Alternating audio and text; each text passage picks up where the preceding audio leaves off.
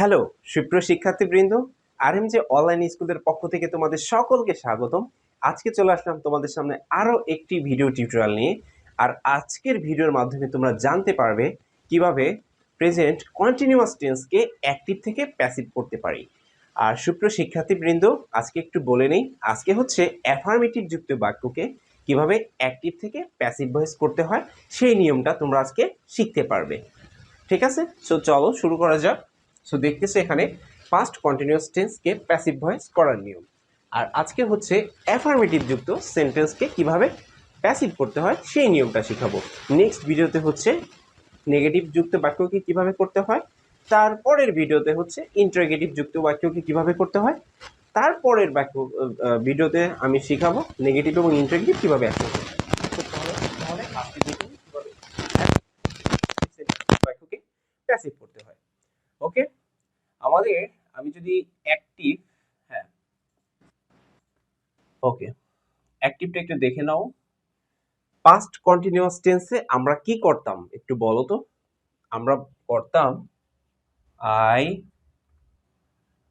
Was doing the work,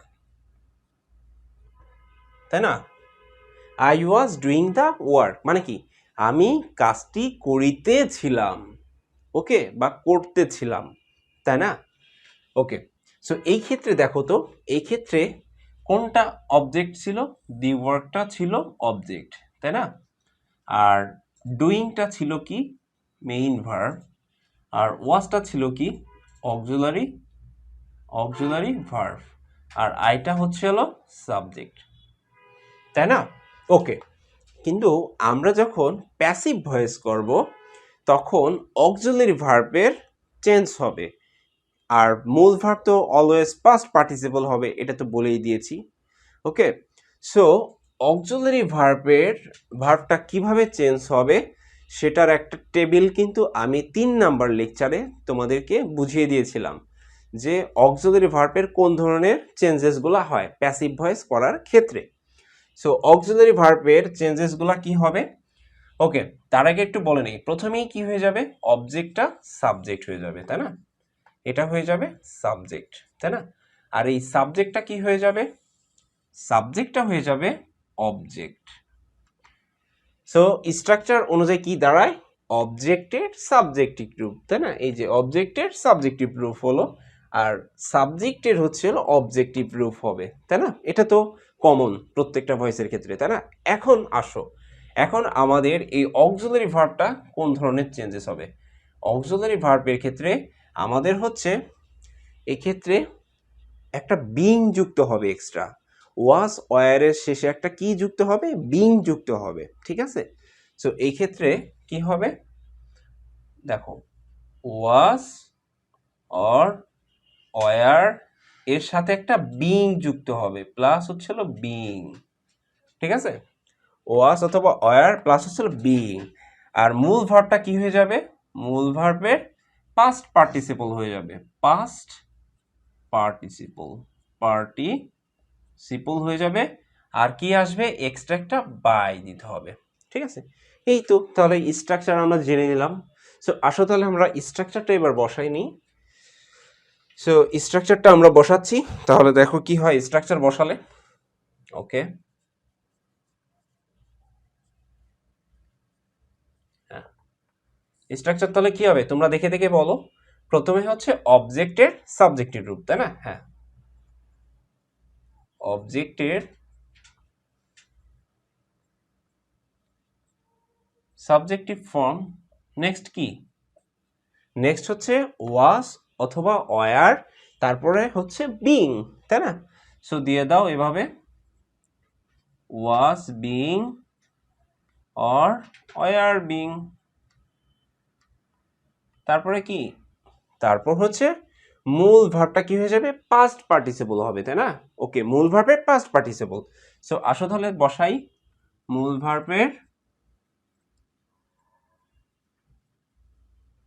কোন ফরম্যাটটা হবে?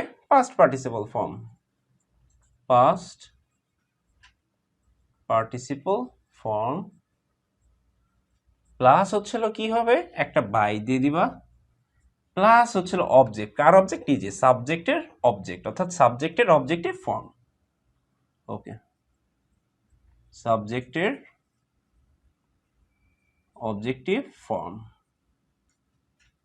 ওকে, এই তো হয়ে গেল আমাদের main basic structure affirmative sentence যুক্ত বাক্য করার জন্য। কি খুব সহজ না?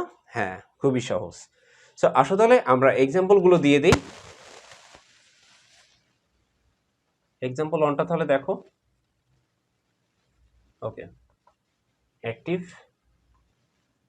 ওকে, এই বাক্যটাই দিচ্ছি, ঠিক আছে। I was doing the work. মানে কি? মানে হচ্ছে আমি কাজটি করিতেছিলাম। সো এটাকে যদি প্যাসিভ করতে চাই তাহলে কি হবে বলে নাও। সো স্ট্রাকচার দেখে দেখেই তোমরা কিন্তু ইজিলি বের করতে পারো। দি ওয়ার্ক প্রথমে আসতেছে, কারণ দি ওয়ার্কটা কি? দি ওয়ার্কটা ছিল আমাদের অবজেক্ট। সো এটা সাবজেক্টিভ ফর্ম। প্রথমে এই যে অবজেক্টের সাবজেক্টিভ ফর্ম, অবজেক্ট ছিল দি ওয়ার্ক, এটা সাবজেক্টিভ ফর্ম কি? দি ওয়ার্ক কি হয়, তাই না? ওকে, দি ওয়ার্ক, তারপরে কি হবে? ওয়াজ বিং অথবা ওয়ার বিং, যেহেতু কাজটি অর্থাৎ একটি কাজ, থার্ড পারসন সিঙ্গুলার নাম্বার, এই জন্য হবে ওয়াজ বিং, তাই না? দি ওয়ার্ক ওয়াজ বিং। নেক্সট হচ্ছে মূল ভার্বের পাস্ট পার্টিসিপল। মূল ভার্ব কোনটা ছিল? এই যে ডুইং, মূল ভার্ব। সেটার পাস্ট পার্টিসিপল কি হবে তাহলে? ডান। নেক্সট হচ্ছে বাই, তারপর হচ্ছে কি? সাবজেক্ট কে ছিল? এটা সাবজেক্ট না, আই। এটার অবজেক্ট কি? মি। এই তো হয়ে গেল। The work was being done by me, কাজটি আমার দ্বারা করা হইতেছিল। সো সুপ্রিয় শিক্ষার্থীবৃন্দ, তোমরা এক্সাম্পল 1টা বুঝে নিয়েছো, এবার এক্সাম্পল 2 দেখাবো আমি তোমাদেরকে। সো সবাই দেখো, এক্সাম্পল 2টা দেখে নাও। ওকে,